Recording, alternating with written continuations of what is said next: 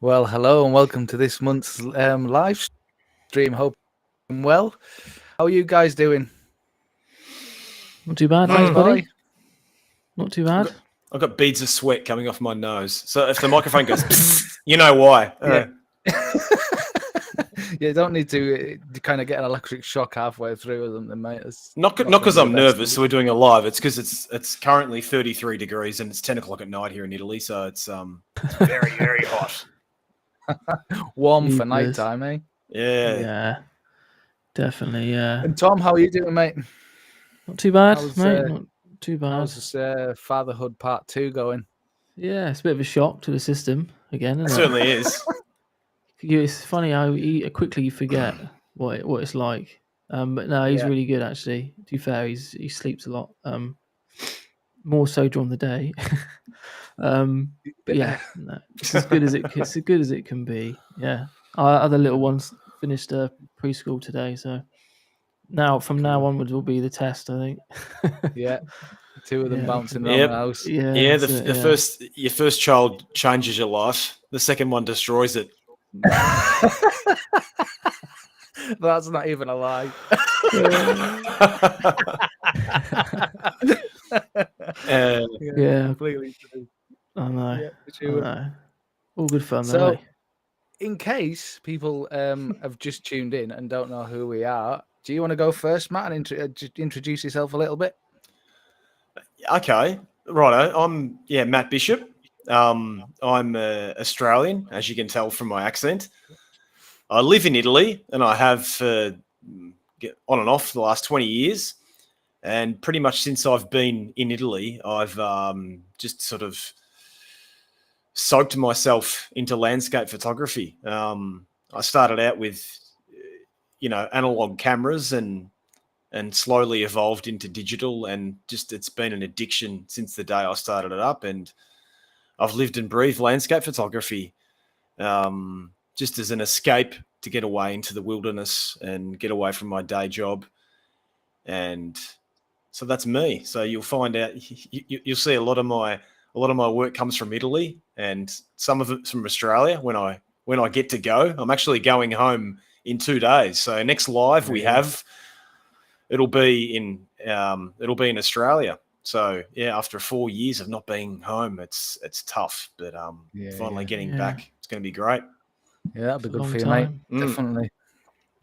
Long time. Well, and you, Tom?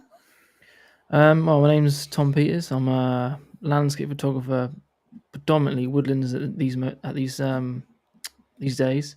But I grew up where I am now in Wiltshire, which is kind of like on the top of southwest, just south of London, pretty much about an hour and a half south of London. And then we moved to the coast in a little place called Bude in Cornwall, and then that's really where my photography sort of blossomed, shall we say. I used to walk out my door, and we had sea views from our flat, so I was always out with a camera or surfing or that sort of thing. And then we moved back. We was there for 10 years. And by that point, I was quite serious into photography and YouTube and all that sort of thing. And then we moved back to Wiltshire. Family reasons, really, just a bit closer to family. And then I just sort of thought, right, well, I need something that I used to get from the sea. And like when you go, well, you'll know what I mean, Matt and Paul as well. When you go for sunrise at the beach, it's just something else, isn't it? No one's there, and no one's telling you what to do, and you can't do this. And I needed that, and that's what I found in the woods. I do the same thing. Sunrise in the woods I get the same sort of peace that I need to reset myself for the next week. So that's me till now. Oh, good. Spot on.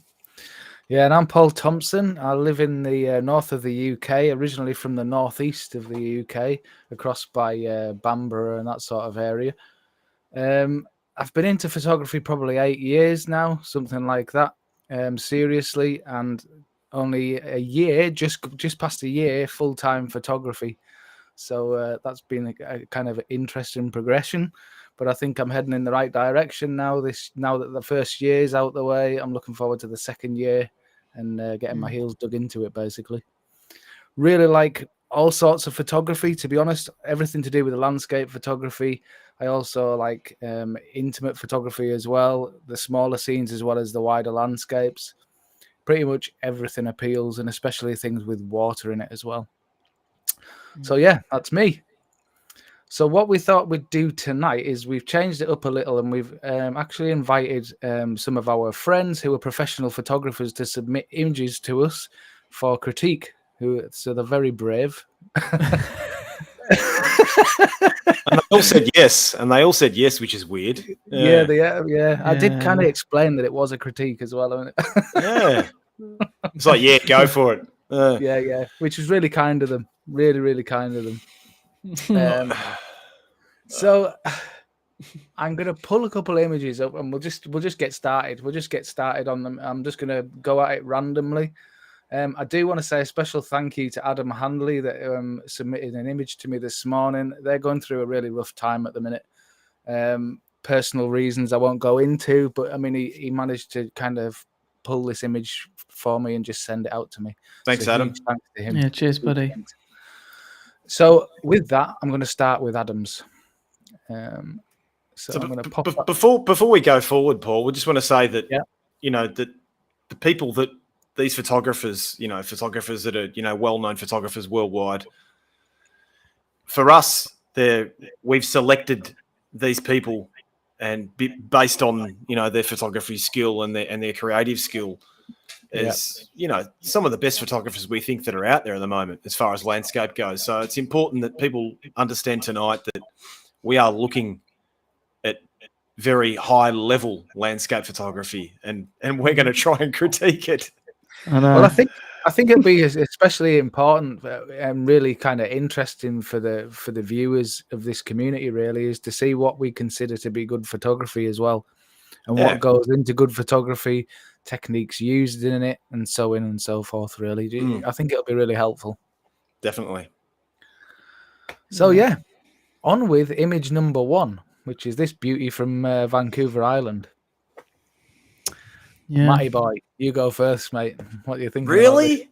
Yeah, I'm going to put you right on the spot and chuck you right into this. Well, you guys know I love Adam's work. I like his casual, laid-back approach to photography, and shows, doesn't it? I like his post-production style, and the destinations that he goes to, and.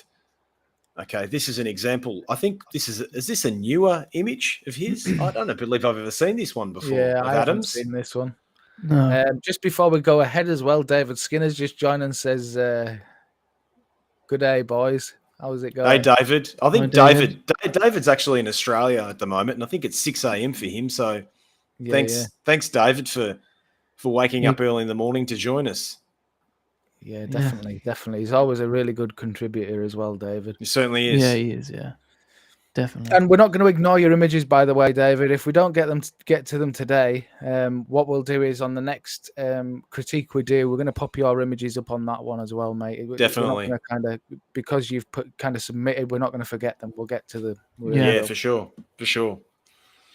So, okay, looking at this image, we've got a waterfall image, right? Okay, so Adam has approached this scene in a certain way where he's tried to include some fundamental elements into the scene to give it some depth, and I think he's done a very good job of it. He's seen the waterfall. He's probably approached the scene and thought, "Oh, that's beautiful." And normally, the average Joe Blow would walk up to a waterfall and get their tripod out if they've got one, and take an image of the waterfall as it is. But he's tried to put something else into the scene to give it some depth, to give it some interesting composition, and he's used, as you can see in this scene, a fern, and that fern at a wide angle. I would say this image is probably taken at around 20 mils. I could be wrong. He's taken this image to try and give that fern a bit of depth and make that waterfall in the background a little bit mysterious. So I sort of guide you into it. A lot of the time we take images of waterfalls or anything, for example, that's the prominent, the dominant element of the landscape. Yeah. and we try and make it just impactful, bang, straight out. We just take it and that's it. But he's tried to encompass varying things into the scene and used post-production in a very smart manner. Yeah.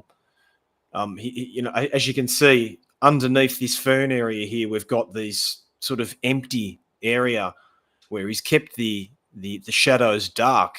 Otherwise, what would be underneath those ferns would be somewhat distracting. So I think, apart from that fern, which gives it a beautiful composition, it sort of opens up that foreground, doesn't it? And just leading into that waterfall and that stream in the back there, and just making it very mysterious with all that moss coming off those branches. It's a really, really nice scene. I like it a lot. And there's so many elements into the scene when you look at carefully that complement each other. Even there's that hint of sky in the back right hand corner, which is just it's not overpowering. He hasn't blown his whites. It's just a very, very soft, dappling light that just sort of comes in very, very slowly into the scene, doesn't overpower. Yeah. And I think that works really, really well, actually, because if you look at this part down here, it's actually adding highlight to that part of the waterfall as well, which draws your eye from this fern into it. It is really well. I really like. He's done a really good job. And the way as well. Speaking of the fern, which is predominantly the foreground element, I like the fact that he hasn't used a polarizer and taken all of that glare off the leaves. Yeah, I was just thinking that, mate. Yeah, literally. Yeah, it looks. It's obviously polarized slightly, but not so much as it's taken all of that sort of detail and glare off there, because it actually adds something quite nice to that fern, I think. I'll be surprised. I don't think he'd even use the polarizer at all in this image. Yeah, maybe not. Yeah. And if he has, it's very subtle, very, very subtle. Yeah. Because normally in a scene like this, if we're going to talk about polarizing filters, I mean, for people out that don't know, polarizing filters cut out basically reflecting light, atmosphere. They cut out many, many things that are absorbed by the polarizer. And if you were normally shooting a waterfall scene, a lot of the time your immediate foreground would be the water actually splashing down into a river, for example, or something that's below you. And it's usually that mass of water that doesn't have the water flow, the dynamics in it. That's still water. That's the water that normally has those unwanted reflections that you would want to cut off in a polarizer. So in this case, I'd think he probably didn't even use one. Could be wrong, but anyway. Yeah. Yeah, but really, I really do like that. And that one of the things actually about Vancouver Island that I really love, probably a lot like the Pacific Northwest in the States as well, is the forests tend to be covered with this moss, and I absolutely love it. I could spend hours in that. Those are the kind of woodlands I could photograph all day long. Yeah, same here. The moss just adds so much depth and character to the image, and I love the way that the moss gets backlit and side lit, and it just catches the light really nicely. Yeah, lots of different characters going on in the foliage, isn't there, with the moss? It's not just like the fern, the trees. It's actually like the little bits in between that have so much detail that we're not so used to that over here, are we? No, in the UK, and it's like I'm sure in some parts of Italy it might be different, but yeah, it looks like a movie. It's hard to explain. You know what I mean? There's so much going on. There's so much depth. I love quite the way cinematic, isn't it? Cinematic, yeah. I love the way that he's used the tones of the greens, the cooler, darker tones in the foreground, on the tips, and then the lighter areas are warmer. Yeah, and it gets warmer in the distance, and the water's like a cooler tone. Again, he's like Matt said earlier. The post processing is really clever. It enhances you can tell it's enhancing what's already there. He really has made the most of the raw file, I would say. Yeah, well, it's effectively, he's worked very, very well with the color tones in the image. Yeah. I mean, if you look at an image like this carefully and you say, what makes it so effective? Okay, we've got green. Okay, so we've got different. We've got we've got warmer and we've got cooler greens, and then we've got saturations in greens, and then we've got a slight hint of yellow, very, very, very slight, and then we've got a very desaturated cool blue. That's it. Yeah. There's nothing else in it. Yeah. There's Really nothing nice. else in that. There's nothing else, and that's what does make it effective. You know. Yeah. You've got It pulls three you colors through. here. We've got one dominant color, which is the green, hence the summer greens theme for this Yeah, for the live.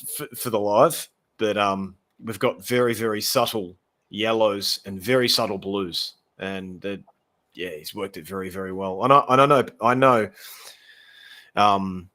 that Adam doesn't use Photoshop. He only uses Lightroom, and so he's done a pretty bloody good job at just using Lightroom to achieve the results in this image. That's for sure. Yeah, definitely. Definitely. Yeah. Yes. It's an absolute stonker. One thing, I'm just asking this, I'm not saying this is a criticism at all. One thing, how would you two feel? I'm just going to point this out and see what you think. You see this section here? See this little triangle of waterfall in the top there? Yep. Mm-hmm. Would you, if you were photographing this, would you leave that in? I wouldn't cut it out, because if you did, it would suffocate the image too much. Yeah. It's just open at the top. I would probably definitely want to cut it out.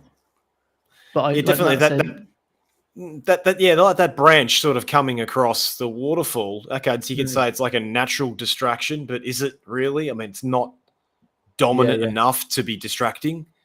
Yeah. I was just interested to actually hear your thoughts, because I noticed it, but I didn't feel as though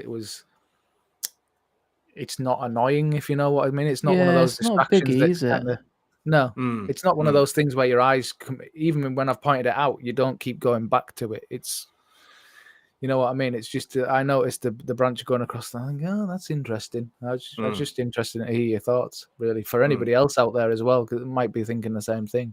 Yeah. People in the chat, write up what you think about the image. Tell us what you think. Yeah. Be interesting to hear what your feedback is. Yeah. And I just think, sorry to interrupt, Matt. I just think, go for it. All of these images, it's not a case of criticizing. We just, if there's something that stands out, I'll point it out, and it's just a topic for discussion. That's basically all it is. It's just, if somebody was thinking that, what would your point of view be? That's all. 100%. Yeah. I do. Yeah, I would. I didn't really notice it initially, which probably speaks volumes anyway. That's maybe. But yeah, now you've mentioned it. Like Matt said, if you was to crop it out, you are going to lose quite a lot of that breathing interest. space. Yeah. Whether there's a compromise there, as opposed to having the image breathe, opposed to getting rid of it, I would say. Yeah. Lovely job though, Adam, mate. Absolutely love this image. And again, lots of love to all the family. Thanks very much for submitting this, mate. Thanks, mate. Thank you very much. Thank you, mate. Appreciate that, mate. Thank you. Right, I'm just going to come out of that one. Right, I'm going to move on to the next one, which is our buddy Matt Jackish. Oh. And he sent this one over for us. Very different. Sunstar Beauty. So people don't know who Matt Jackish is. Should we introduce him? Yep. Go, Tom. He put me on the spot here a little bit. He's more of a buddy of yours, isn't he? We had Matt on our podcast, didn't we? We did. I think he was one of the first photographers we actually had on the podcast. Yeah. Firstly, definitely within the first 3 or 4, anyway. I think. Yeah. Yeah. So Canadian photographer. Yeah, very laid back. Very laid back. He won the Epson Landscape Photographer of the Year 2021. Was it 22? Was it Pano Awards? Pano Awards. 21. Yeah. Lovely bloke. Very laid back. Very, very good guy. Very good photographer. And piloting his day job, isn't he? No, he's not. I think he's air traffic controller. Air traffic controller. I knew it was something to do with. I knew it was something to aviation. do with, It's one of the most stressful jobs in the whole world. So you can understand why he needs to go out and take some landscape photography every now and then. Yeah, Yeah, definitely. he likes traveling, doesn't he? He likes getting off the path and getting stuck in. He likes his long hikes, his long trips. Yeah, and that shows his photography. He's always none of his images really. I don't feel like they're sort of replicated in a way. I guess that's what he gets. That's what you get when you go out your way, isn't it? For sure. Get something different. Before we go ahead with go ahead, mate. Are you going to say the same thing as me, mate? You say it. Yeah. Right, all I was going to say is if you want to submit images for next month, please use the hashtag OPG critique and submit them to the official Outdoor Photography Guide Facebook group. We'd love to see your submissions for next month. And as I say, any that we haven't got to for this live, we're going to include in the next one. So please get them up as soon as you can, please. I would love to see them. Teddy says, this photo looks like a breath of fresh air. Great shot. And David asks, was the first one not Adam Gibbs? Well, it's in the same place as Adam Gibbs, and yeah. Yeah, it's a clean, it's a refreshing image, isn't it? Yeah, it's completely different to the first one. It's a very summary, very uplifting sort of easy on the eye image, whereas it's not so complex in the composition, is it? It's sort of giving you like that warm feeling. There's not as much drama and I don't know what I'm trying to say really, but it's more of a refreshing image. It gives you that sort of some uplifting feel, and I love the fact he's used the sun to really put the cherry on the top, because it's quite brave. Really, not a lot of people do it, do they? No, especially not in woodland. No. It's it's very hard to control and make a scene look easy on the eye, but at the same time not be too harsh on your eye. The image is sort of well balanced. Yeah, I like the fact he's been brave and he's not been scared of putting some highlights in there. There's lots of highlights in there, isn't there? There is lots. Yeah. That can sometimes be very distracting in an image, can't they? Yeah, they can be. But these are more like spread, aren't they? Yeah, though it's even right across. Yeah. Really. Yeah, it's a nice image. It's really nice. I like the way it's balanced right the way across the frame. Apart from where that one tree in the middle is kind of drawing your eye to it because it's got a lot of highlights on it. Yeah, you do get drawn to the shot, that tree pretty quick. Yeah, it looks really nice though. It's not blown out. It's controlled nicely. It's retaining the detail in it, and it's in harmony with the fact that you actually have that sun there, isn't it? Yeah. That's it. Yeah. So kind of what I meant earlier. Like if you didn't have that, if you didn't include that sunburst, it wouldn't work, would it? No, it wouldn't. No, because you're going to get drawn to that tree and you're going to go, that's a bit bright.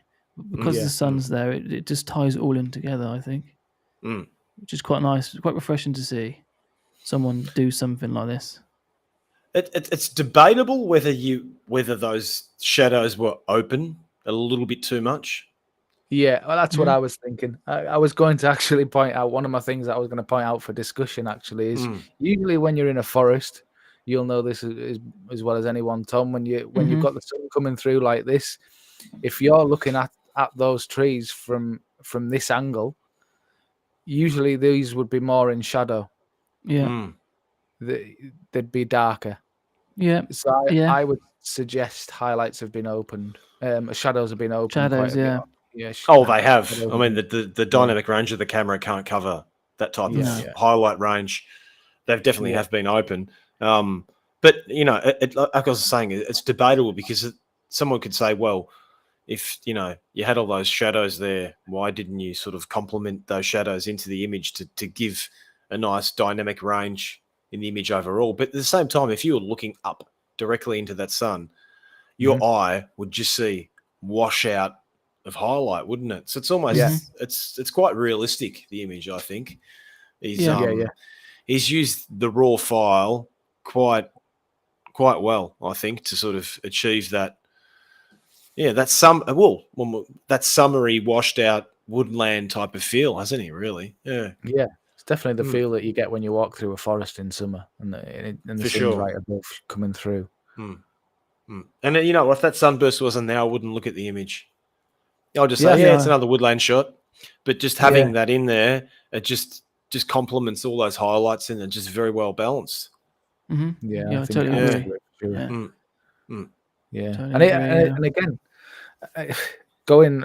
going for something like a woodland shot, you tend to try and cut out as much sky as possible, and it's Yeah. nice to see that he's actually not bothered with that. He's actually gone for the opposite and actually pointed his camera towards the sky and the sun. Yeah. Yeah, really it's quite a brave thing to do. You know, he opens himself up to criticism by doing a shot like that, don't you?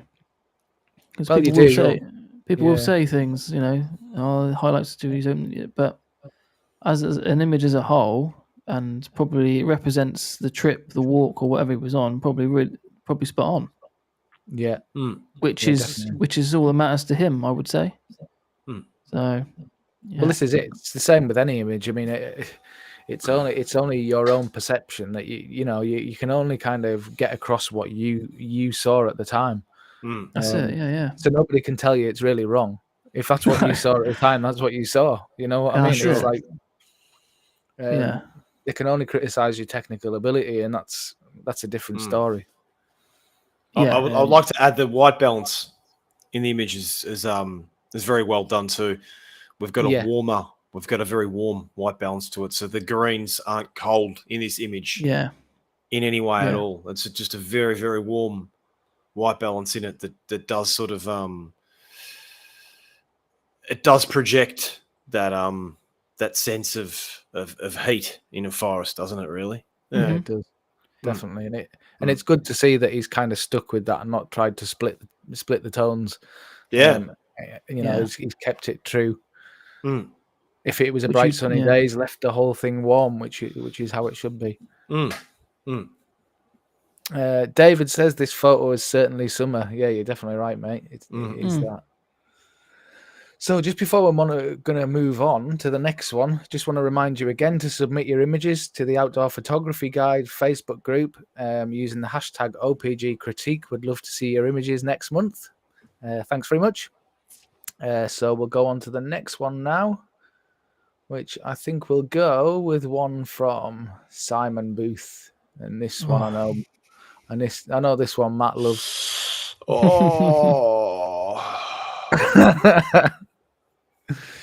Yeah, I love this image. Oh, I just don't know where to start with that one, really. No. I don't need to say anything, do we? Well, I'll tell you, I'll go. I love this image. And I tell you one of the things that I think works really well. Everything? Everything. Apart from everything. Yeah. So there's two things that kind of draw my eye straight away. You've got the cooler tones of the water set against the warmer tones of the foliage. Not only that, but you've almost got... we're always told that threes work really well in an image. And this is kind of exactly that for me. You've got three branches, basically three main branches coming off here. So it gives it harmony. It gives it, that sort of peace and tranquility about the images immediately, because there's nothing distracting about it. You're used to that sort of format of seeing threes. So I think that works really, really well. And as I say, the cool and the warmer tones really do it for me as well. It almost just gives it a depth, because you've got that cooler tones behind it. That's right. It gives those branches in the foreground a greater depth, and it gives the whole image depth because of that, I think. That's right. Rather than, if people within the Outdoor Photography Guide community know that I talk a lot about contrast depth. In this case, he's actually used a white balance depth. Yeah. Think about that for a second. Yeah. It's very clever how he's sort of done that, isn't it? For people who don't know Simon Booth, outside of the UK, Simon Booth has been a landscape photographer for what, 40 years now? Yeah, he started off shooting birds and And things he's like that. in the UK. I would probably consider him easily in the top 3 photographers, landscape photographers, nature photographers in the UK. Incredible photographer. That guy's got such an eye for detail. You can be walking through a grass field and he'll find something that someone else just won't see. His eye for just that fine detail. Not so much the bigger landscape, but he can hone in on something, you know. And his eye is incredible. We're talking about a guy with mass amount of experience on field as a, how do you say it, a nature expert? No. Yeah, I would say a nature photographer. Yeah, he is I a would say he's a nature photographer. Right? He likes to be known as a Yeah. nature photographer. Yeah, Yeah, I not a would landscape. say Yeah, but the guy knows the name of every single tree, every single bird, every single piece of poo, every piece of dirt, every piece of moss, and he photographs it. And if you don't know Solomon Booth, people, please go and check this guy out. I mean, look at that. Look at that image and study it well and understand that as photography. We can sit here all day and look at different styles of photography and the way that people have implemented their creativity into photography. And as famous as they might be at the moment, as popular as they might be at the moment, you're looking at an image here from a guy who's got 40 years experience, who's got such acute experience and an artistic ability to be able to take an image like that. An image like that needs to be on people's walls. And it's very, very rare that you can come across a photo like that. And I'm sure if you put that in a gallery in front of 100 photography critiques worldwide, they would all sit in front of that image for hours and study it. It's got one of those. It's that got that appeal about it, hasn't it? It's got one of those things that you always find something new in it, and that's a sign of a brilliant image. If It is. You don't notice everything straight away. So let's just go into.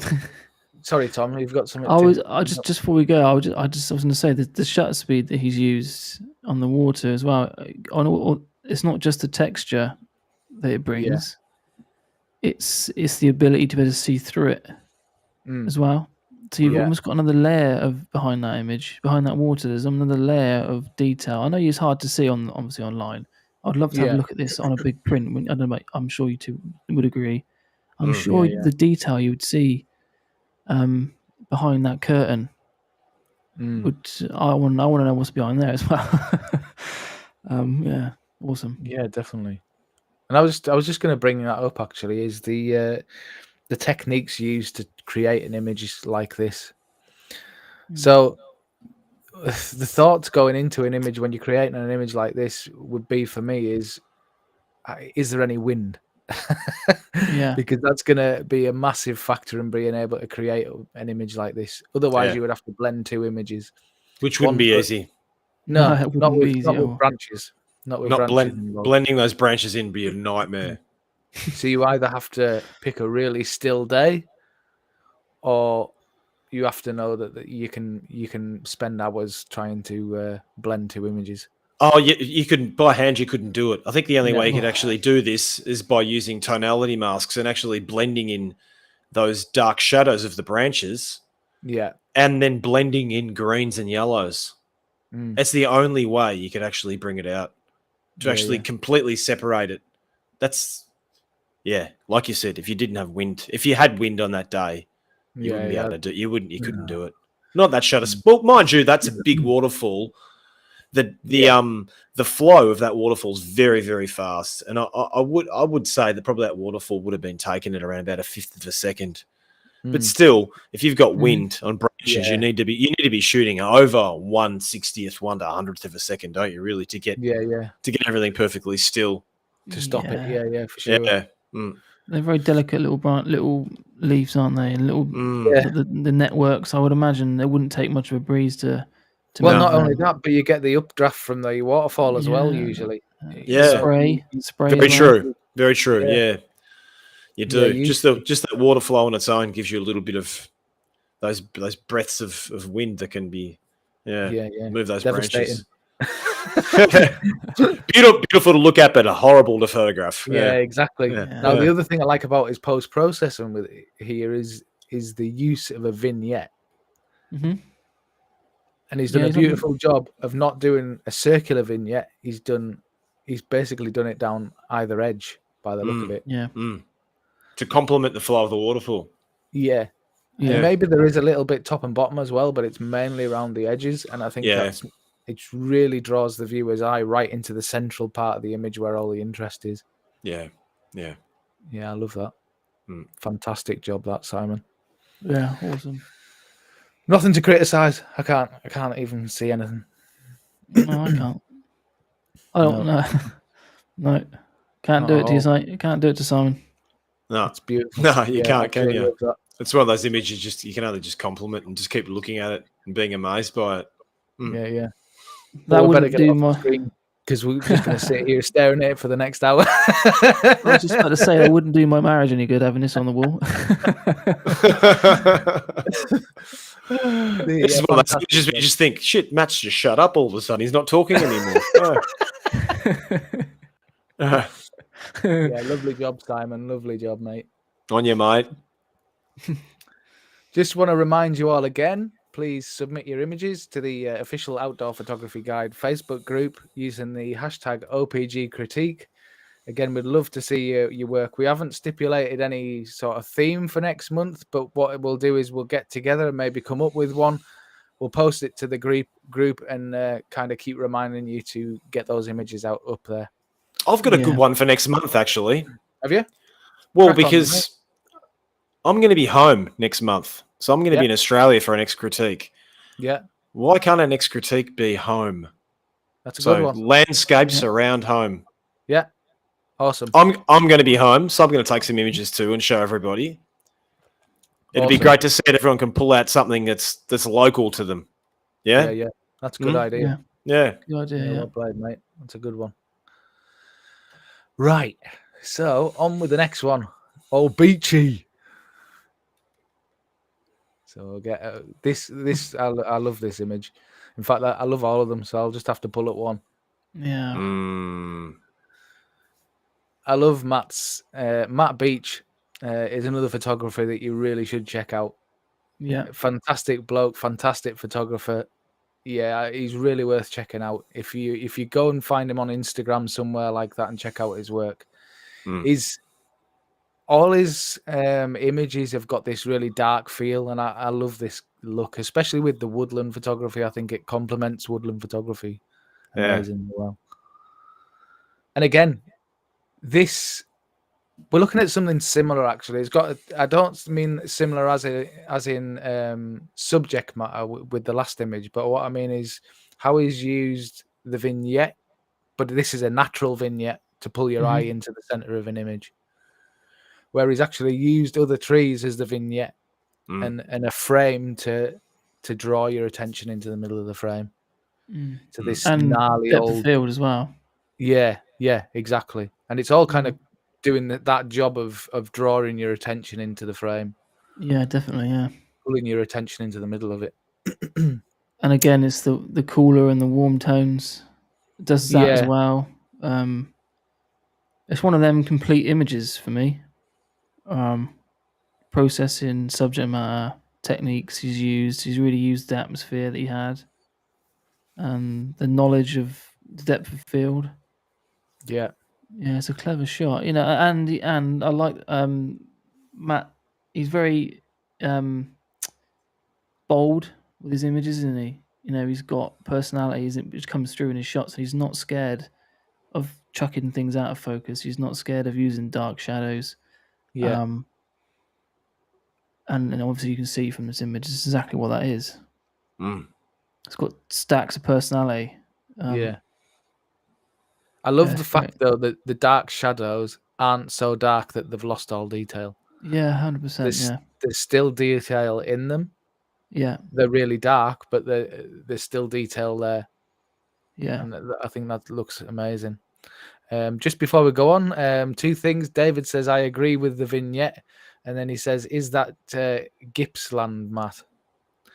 And then it says, and then Fabio says, hey all, cheers from Brazil. Oh, David's Maybe asking me if I'm going home to Gippsland, and the answer is Right. yes. Yeah. Cool. And hi, Fabio. Hope you're doing well, mate. Oh, yeah, not too bad. Hope you're doing well, mate. From Brazil. Wow, from Yeah. Brazil. Wow, Yeah. awesome. Come on then, Matty boy. Tell us what your thoughts are on this. Yeah, I agree with everything you're saying. This image reminds me a little bit of a film photograph, doesn't it? Mhm. Because it does have imperfections.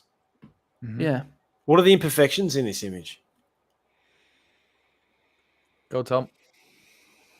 How do you mean in terms of what technical? We're obsessed these days with digital photography, aren't we? And everything needs to be perfect, Yeah, doesn't there's it? some for me. There's There's some crisscrossing going on. there's So- imperfections, not composition imperfections. I'm talking about technical imperfections in the image, and I like that there are these technical imperfections, and that sort of brings me back to film photography days. That back then, how the film captured it, that was the end of it, mate. Yeah. With digital photography, we can manipulate things so much to make them look perfect, and sometimes that perfect photography just has no personality. Yeah. And Yeah.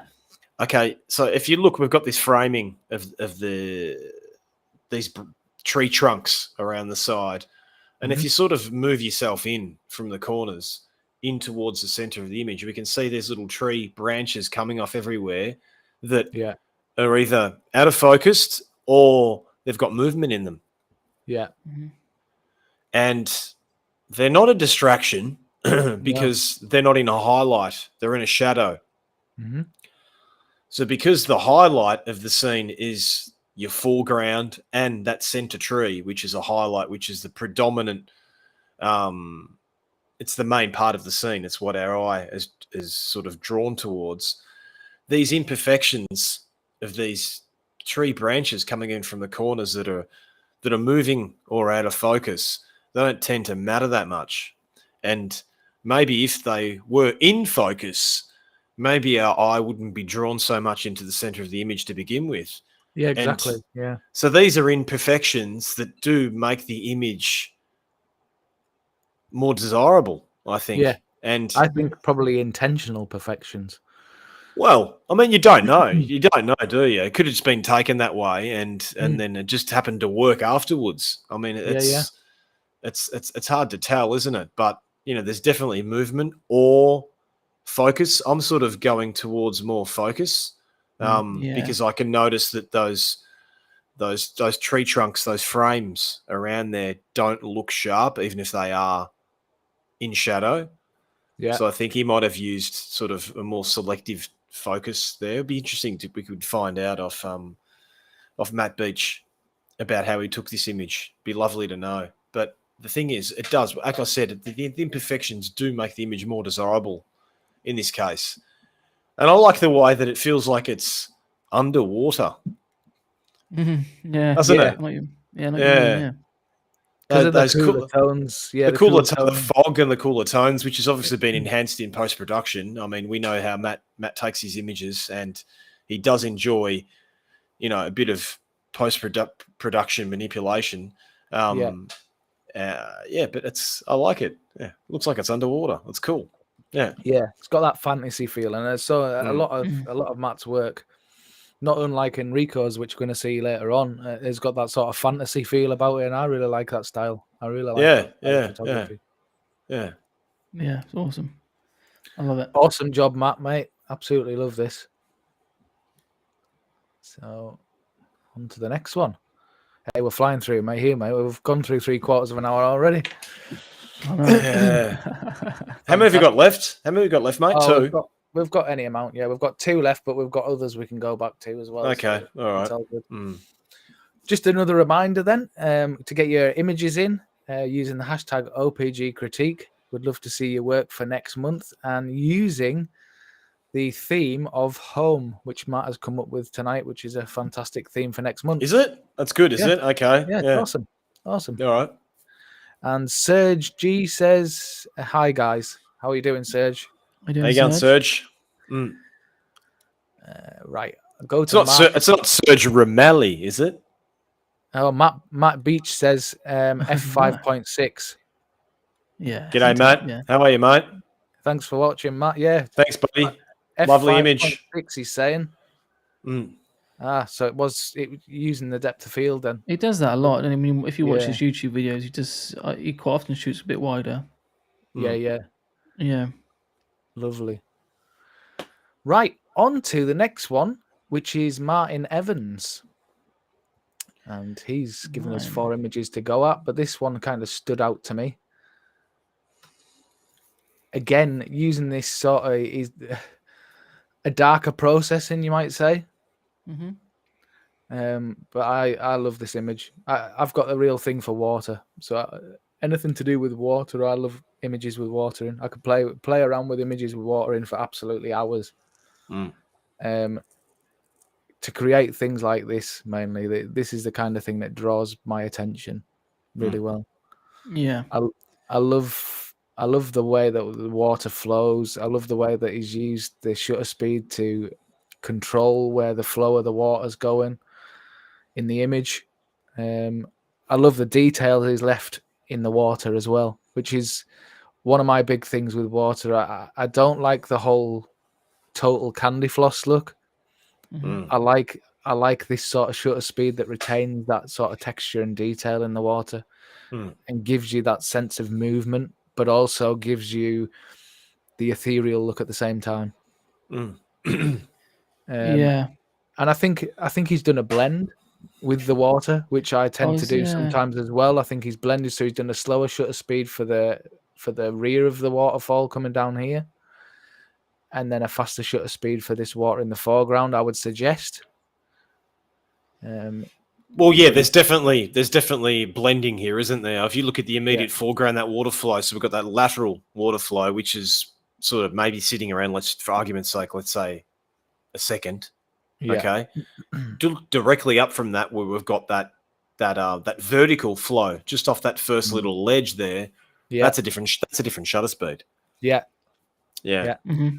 So he's obviously taken this image at various shutter speeds and tried to utilize the characteristics of the water flow and blended them in together into one image. Yeah. It's a lovely effect, though. Really is a lovely effect. And I would suggest that that's somewhere around about, I don't know, 1/5 of a second, 1/4 of a second, somewhere down in this section down here. Well, maybe a bit more. Yeah. Yeah. Lovely. It's very, very It's common. It's always hard to tell, though, isn't it? Because you actually don't know. I mean, shutter speed in waterfall is not based just on the shutter speed at that time. No. It's based on the actual how hard that water's flowing. Exactly.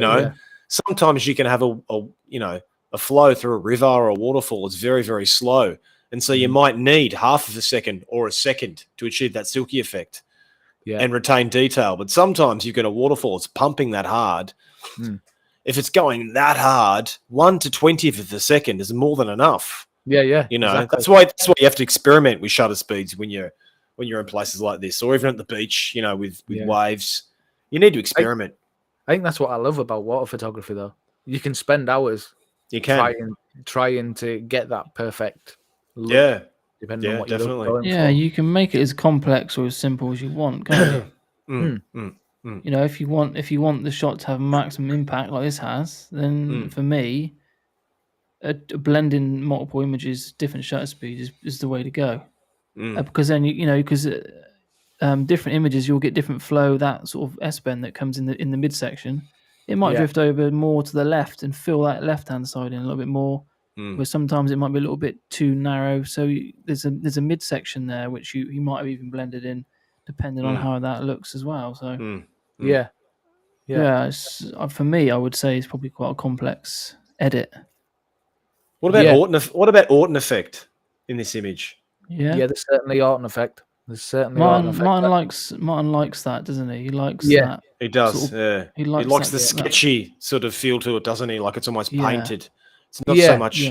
It's not so much an image. It's sometimes more of a painting.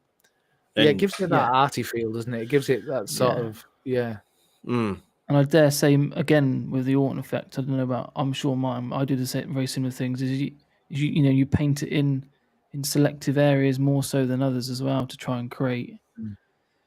Yeah, well, making he's the highlights definitely, stand out. yeah, he's definitely, masked out the Orton effect into the immediate foreground. That's for sure. Yeah. To retain that sharpness and visibility of something being very close Well, to you. That's for sure. it Yeah. it also gives, if you're going to use Orton effect, it also actually helps retain depth, because if Yeah. you add that Orton effect to the whole image, you lose something. You lose that depth. Whereas if you can, say you add it to the whole image and then you mask out what the parts that you don't want. I mean, obviously, if you were looking, Orton effects meant to replicate a kind of atmosphere, isn't it? It's kind of it's almost got that misty feel about it.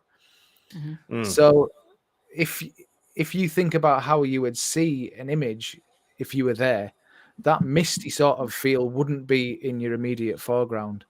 No. So you'd take it out of the foreground or anything really close to you, and then you'd kind of make it subtly. You'd make it harsher the further back it went into the image. Yeah. That's how I would usually use it anyway. Is make that Orton effect stronger the further back into the image it goes. Yeah, And definitely. it helps to give it a bit of depth. Quite a good technique as well, isn't it? It does soften the highlights.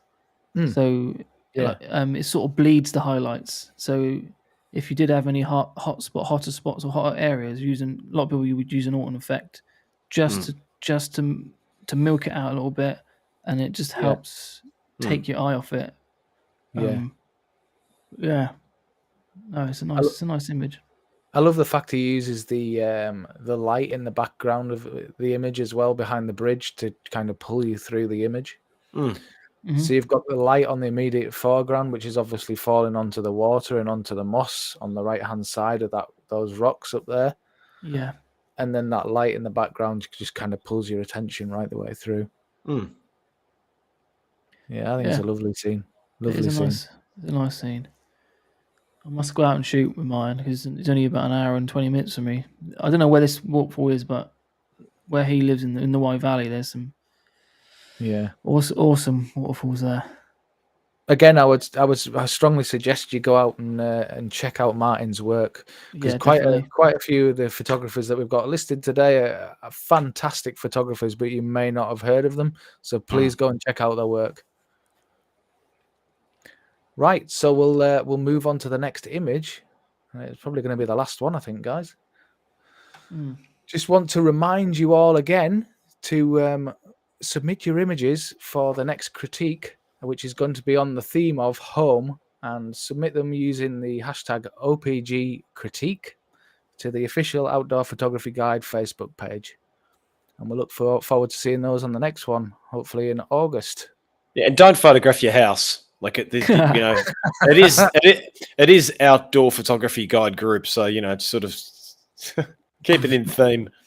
Well, I suppose if we're photographing the house from outdoors, I mean, well, yeah, why not? It is technically outdoors, so yeah, photograph your house, go for it. Take it wide angle, take it from distance. Yeah. Like that. Have you got a Quicksilver sponsor now, Tom? Yeah, do that. Look at him. No, I've just got hat fish. Oh, okay. Yeah, I've probably got about 50, 60 hats. Yeah. Mine's better than yours, mate. He's got a problem as well. He can't take the stickers off the top either. He gets them, he leaves all the tags on and the stickers, the whole lot. You can't like take a catalogue kid. You can't take the stickers off, Of course he can. Oh, you've actually got a sticker on your hat. That's crazy, isn't it? Yeah. Take them off. I've noticed. I took the tag off. The tag's not on it. Right. So we're going to go on to the last image now, which is from our buddy Enrico Fossati. Hey. I love this. And again, very much as we were saying before, Enrico's definitely of the fantasy sort of realm in his images. He loves Lord of the Rings, and a lot of it can tell. In fact, so much so, look at this. I don't know whether you can see that. I'll see if I can get this up on screen. Is that too dark? Oh, it's very dark, mate. Looks like a blackboard. Yeah. Okay. That? Yeah. Look at that, and then look at the image on screen. Yeah. In reverse. Obviously, yeah. But yeah, That's a book by John F. Howe. Yeah, He how? Yeah. does a lot of the illustration for Lord of the Rings books, and Enrico told you to buy that book, didn't he, mate? he did. He told He me to did. buy it. Yeah. Yeah, Yeah, I and know. funny when I saw this image, I thought straight away. I thought, yeah, I've seen that before. But I love the fact. I love the fact that Enrico will go out and actively search for things that relate back to the Lord of the Rings and that sort of Yeah. feel. Yeah. It doesn't just kind of happen about it by chance. He actually looks for these subjects to He kind of does. make them relate back to that sort of genre of photography. And I think it's fantastic. I love his work. It's all studied, isn't it? Yeah, Really. I mean, I've known a close friend of Enrico's have been for years now, and I know that he's very much attracted to the theme from certain types of movies or painters. yeah, So he tries to replicate that particular theme by using very, very smart use of post production. Many of his post production has been created by him alone. I mean, it's purely experimental. But yeah, when he's out on yeah, field, he purely looks for those details that have that are replicated in his mind from movies like Lord of the Rings or what have you. So yeah, this image is called. Hang on, I'm going to tell you in a second. So the title of it's called "Return to the Shire," yeah, and it was shot in the Swiss countryside, and it's obviously been inspired by Tolkien location of the Shire. So yeah, it's I find a lot of people are. If you don't know Enrico Fossati, you should go and look him up because although it might not be the way that you want to take your images, he's been a true inspiration to many people with regards to capturing a mood. And I yeah, don't think anyone out there before Enrico Fossati was actually capable of capturing mood. So he was definitely the photographer in the last 10 years who's managed to achieve this mood that now many people have followed on. You can see from many photographers that the images we've looked at tonight, a lot of them, actually the majority of them, have been inspired by Enrico's techniques that he uses. I'm fond of Enrico's work, not so much because of his post-production, because I'm not really big on post-production manipulation, let's call it, but more about his keen eye and composition. And he's a monster when he's out on field, absolute monster. And he can just pick a composition. You look at this scene. Look at the framing. Look at that tree in the middle with those highlights bang in the middle. Obviously, it's hard to tell what was actually captured on field in one shot because his post production work is quite extensive. He's a creative artist as much as he is a landscape photographer. But to go out on scene and see that scene and be able to compose it in such a compelling way and make it very, very mysterious and moody isn't easy, is it? I mean, if we go outdoors to take an image, and something might seem beautiful to us because we captured it. Once it goes up on social media, or it's printed, or it's in a book, or it's on YouTube, or whatever it is, it might not be compelling to the other person because that other person hasn't lived it. Yeah. And so you have to somehow try and express a feeling, don't you? Yeah. And that's not easy. No, not at all. To actually express a feeling, to bring out an emotion, and his images have pure mood, and hats off to Enrico for the hard work. We're talking about a guy who's, he's only been around in the last 15, 16 years, which by some photographers in the professional world is quite immature, but this guy's just dedicated all those years just to study photography and art so hard. Yeah. Yeah. Brilliant artist. I mean, look at that image. I mean, what can you say, really? You know? Well, it's one of those images actually that just kind of pulls you in, Yeah. and it pulls you in so factors it almost makes you feel as though you're looking through a window. Yeah. If you get what I mean, Yeah. it's so immersive as an image. It makes you look as though you were looking through a window out at the countryside outside. Mm, mm. It is like a bright sunny day, blue sky, sunny day. I'm assuming it was in the morning, maybe, or Well, it looks the as though it's even. grey clouds back there, but I mean, it looks as though it's Yeah, bright. Then it's like it's a bright Yeah. day. Yeah, it's just technically it's faultless, really. Compositionally, and he's just absolutely run with it over the post processing. Yeah, it's one of them images that is like a film set, yeah, definitely. isn't And it? this sort of, especially this area up here, where the lights coming in from behind the tree. Mm. Yeah, Remember, Matt, we've looked at those techniques before, where you kind of almost having to bring that back, because normally a camera doesn't reproduce that. You don't No, get it that doesn't. glow. It loses it, even though you It can see it does. with your eye at the time. It loses it. It So you doesn't. have It to captures because glow doesn't actually form into contrast, so No. a sensor cannot capture it. Yeah. No. So you have to put it back, which is something you taught me. You have to put that back in to get.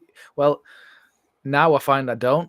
Since moving to medium format, medium format actually captures it, and I don't know how. Don't ask me why. It just does. Whether it's because it's greater dynamic range or what, I don't know. But I find I don't have to put that back in as much. It can almost gets that glow. I don't know what it is. Don't know why. I don't have to do it as much as I used to with some of my other images, though. I have noticed that I do get away with doing it less. I think it's just because the camera you had before the one you had now wasn't no good, mate. Well, maybe, it was maybe the make. I won't say. Hang on a minute, I've got a knife in my back. Hang on a minute. I'm only kidding, mate. I'm only kidding. No, it's only something I've just noticed. I've just noticed lately since going out and shooting, especially when we were out in Italy the last time. I noticed. You might have you'd be capturing it. You've actually got to, it's not the medium format that captures the glow. It's the actual, it's the sensor itself of that specific camera that captures a high dynamic range. That's all it is. And it just manages to just capture a bit of that dynamic range that just happens to capture a little bit of that atmosphere, that extra bit of atmosphere. But that glow that you get from atmosphere, you can't capture that much of it, and that's why, you always have to, put it back. if you want to put it back in. Some people choose to take it out by using a polarizer because they don't like it. Yeah. They want crystal sharp. I love it. Well, it's atmosphere, isn't it? It's atmosphere. Yeah, exactly. You quite often see it, when a waterfall scenes, wherever the water spray is as well. That's obviously catches the light, and that's a very common area where you would use that technique to bring that glow back in. It's personal, isn't it? I mean, you look at a photographer like Max Rive, for example. Okay, Max Rive's probably as far as a populist landscape photographer goes, is probably the most famous photographer out there. I would say the most successful at the moment, Max Rive. And you look at his images, there's no atmosphere in his images whatsoever. I mean, it's just sharp from foreground to background and just crystal clear the whole way through. So, I mean, sometimes it's up to it's personal taste, isn't it, really? But it's personal taste, definitely. Yeah. I personally think it adds depth to an image. I think it gives the feeling back to an image. That's dimension. Yeah. That tree's close to you. That those hills in the background are very far away. So, yeah, it's like all the things we've discussed with you and your like contrast depth and all of that sort of thing. It all kind of adds up with this sort of image. Really, it all makes sense. You know what I mean? It's got that depth. It's got everything really, and I love the fact that he plays quite a lot with the with the light and the shadow, Yeah. as in that he takes notice of what's happening on a tree. Yeah. Mhm. So like if you've got the light coming in from there, this is in shadow, and there's bit of the light bleeding onto it, but it's Yeah. not all opened up to the point of, Yeah. Yeah.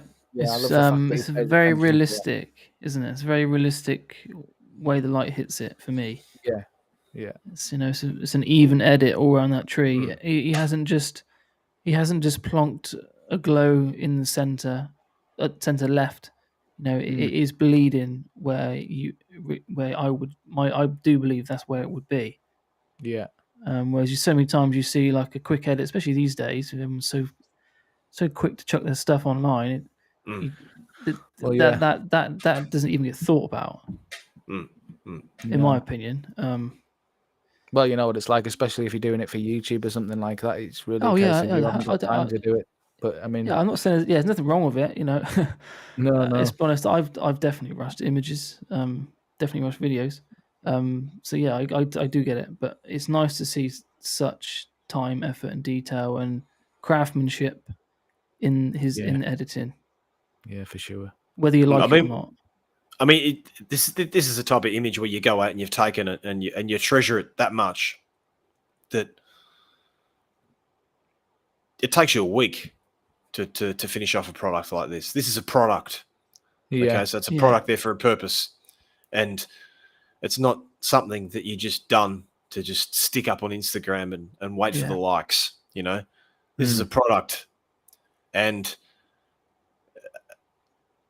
he's probably pulled this up in post production, and whether or not he's done some focal blending, he might have added parts of the scene of the tree trunk that might not have been there, but maybe were a bit more below his feet, so he's sort of focal blended in or something.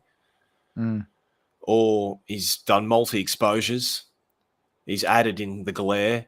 He's definitely added in some of those highlights into that grass in the on the foreground. right hand side. Yeah, On the right hand side. yeah. I mean, they've been significantly opened, haven't they? Yeah, but But but that's at the same time, it's realistic. yeah. We can tell why, it's been done. Well, why is it realistic? It's because if I'm standing underneath a tree and taking an image, obviously the details in my immediate foreground to my eye are Yeah, far more in detail than what everything else is that's behind me. So Yeah. you're trying to capture something that's realistically in the sense because my eye saw those things a lot clearer than they did the background. So why not enhance it? exactly. So they're things to think about. But you're talking about an image where Enrico's pulled this up and it's taken him a week to Yeah, go through this image. this is what I he's class as thoughtful processing. just dabbled at it for the whole entire week. 2 hours a day, maybe had a day off, came back again, maybe left it for a week and then came back later. Yeah, I was just about to say that. We spoke to Enrique, didn't we? And it's what the sort. I can imagine if he didn't feel like he was in the mood, he wouldn't touch it, would he?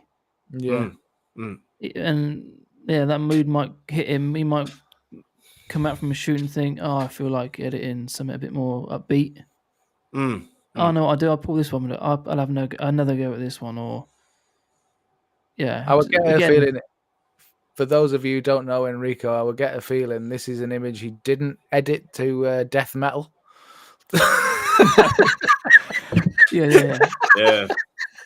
Enrico edits his images to death metal, and I would assume Yeah. this one he hasn't because it looks quite. Yeah, this one's Mozart. Yeah, it's quite peaceful. This one. Yeah, it is. Matt Beach says he loves this image. Yeah, we do too, mate. It's stunning. Yeah. There's a lot to admire, isn't there? Yeah, for sure. Well, A lot to be inspired by as well. yeah, I think so. I think hopefully this has been helpful for you guys watching to kind of see what photographers that we know produce, how they produce them, techniques used, etc., etc. I hope it's been of use to you. Please let us know in the comments on the Facebook group and what have you if this has been helpful to you. And please use the hashtag OPG critique for next month using the theme home for your images for next month. We'd love to see them and get you on next month's critique. That's it. Thank you very much to everybody who's contributed to this live critique and given us their images. You're all awesome. Thanks so much for doing that, guys. And again, get those images in for next month. We'd love to see them. We'll keep trying to remind you on the Facebook group Yeah, we will. to get them in. And we look forward to seeing you next month. Okay, guys. Thanks very much Cheers. for joining us, and we'll see you on the next one. Take care, Thanks, everybody. everyone. Cheers. Bye-bye. Bye. Bye bye.